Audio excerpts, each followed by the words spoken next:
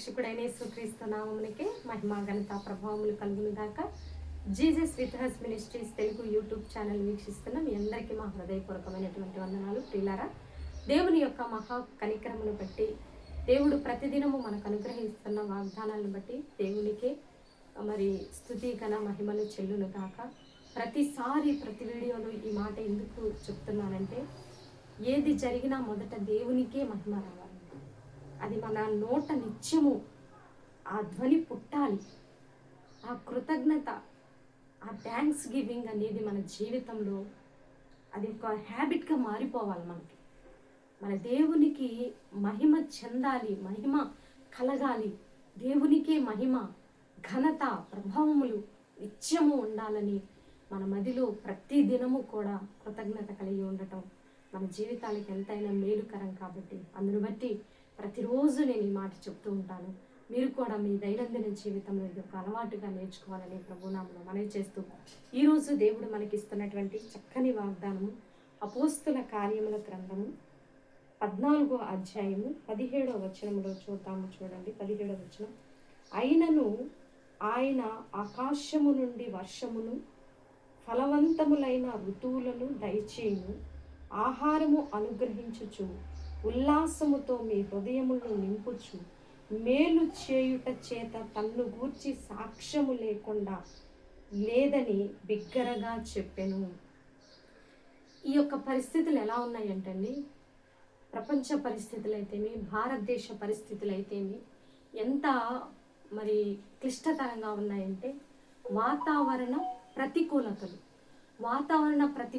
అంటే సముద్రంలో పుట్టినటువంటి ఆ ఒత్తిడి, ఆ వేడి గాలి, ఆ ప్రెషరు, మరి భూమి మీదకి సముద్ర ఉపరితలం మీదకి వచ్చినటువంటి ఆ వేడి గాలులన్నీ కూడా ఇప్పుడు భూమి మీదకి విస్తరిస్తూ అకాలమైనటువంటి మరి అనవసరమైనటువంటి ప్రతికూలమైనటువంటి వాతావరణం ఏర్పడింది.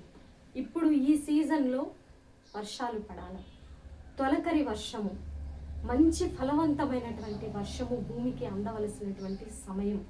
ఎందుకంటే ఋతుపవనాలు రావాలి.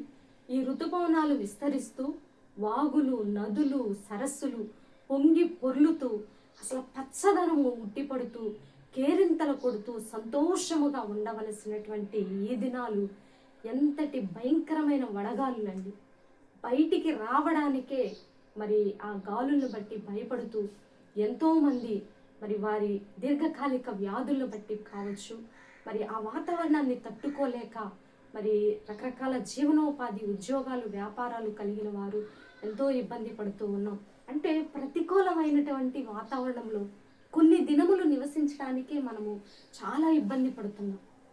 సో మనము అనుకూలమైన వాతావరణం, అనుకూలమైనటువంటి ఆరోగ్యం, అనుకూలమైనటువంటి ఆర్థిక స్థితిగతులు మన జీవితంలో అన్నీ మెండారుగా ఉండాలి అంటే దేవుని యొక్క దయ మన మీద ఉండాలి.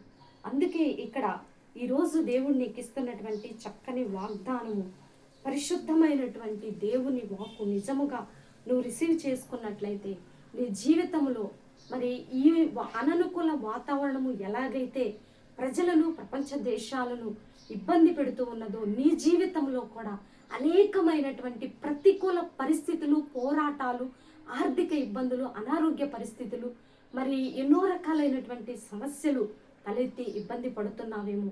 ఒంటరితనము, దీర్ఘకాలిక వ్యాధులు, మరి కుటుంబాలలో భర్తలు మారక భార్యలు మారక భర్తలు, బిడ్డల సీట్లు కాక తల్లిదండ్రులకి సరైన పరిస్థితులు లేక బిడ్డలు, ఈ విధంగా కుటుంబాలలో, మరి సంఘములో, సమాజంలో ఎన్నో సమస్యలు, ప్రతికూలమైనటువంటి వాతావరణం వలె మీ జీవితంలో అనుభవిస్తున్నారేమో. అందుకే దేవుడు ఈరోజు ఇస్తున్నటువంటి వాగ్దానము, ఆయన ఆకాశము నుండి మీకు వర్షము, ఫలవంతములైన ఋతువులను దయచేయును, ఆహారము అనుగ్రహించును. ఆకాశము నుండి వర్షమును, ఫలవంతములైన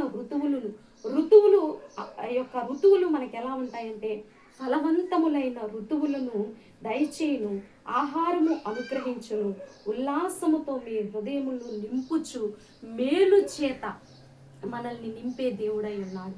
ఆకాశము నుండి వర్షము, తగిన కాలంలో ఋతువులు లేకపోతే ఎంత ఇబ్బందికరంగా ఉంటుందో మనకి ఇప్పుడు ఈ పరిస్థితులను బట్టి అర్థమవుతుంది. తగినటువంటి ఆహారం ఉండదు, ఆర్థిక స్థితిగతులు లేవు, సరి అయినటువంటి పోషణ లేదు, సరి అయినటువంటి స్థితిగతులు లేవు, అన్ని ధరలు పెరిగిపోయి ఉన్నాయి.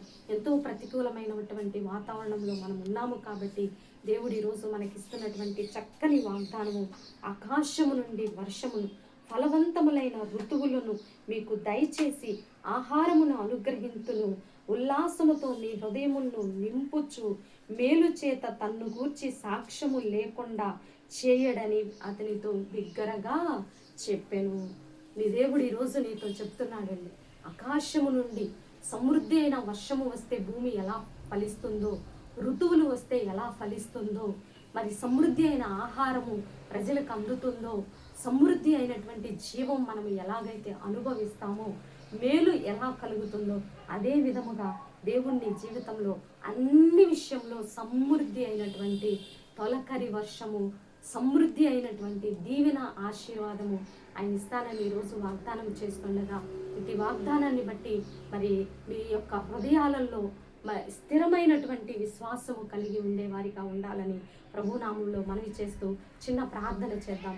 ప్రార్థనలో ప్రతి ఒక్కరూ ఏకీభవించండి. ప్రార్థన చాలా ఇంపార్టెంట్. ప్రార్థన బట్టి మాత్రమే మనకి దేవుడు మేలు చేయబోతుండగా ఇది ప్రార్థనలో ఏకీభవించాలని ప్రభునామంలో మనవి చేస్తూ చిన్న ప్రార్థన చేద్దాం. ప్రార్థన. పరిశుద్ధుడ, మహాగణుడ, ఘనమైన తండ్రి, మీ పాదములకు ఎలాది వందనాలు, స్తుతులు, స్తోత్రాలయ్యా. మీరు ఇచ్చిన చక్కని వాగ్దానాన్ని బట్టి నీకు వందనాలు తండ్రి.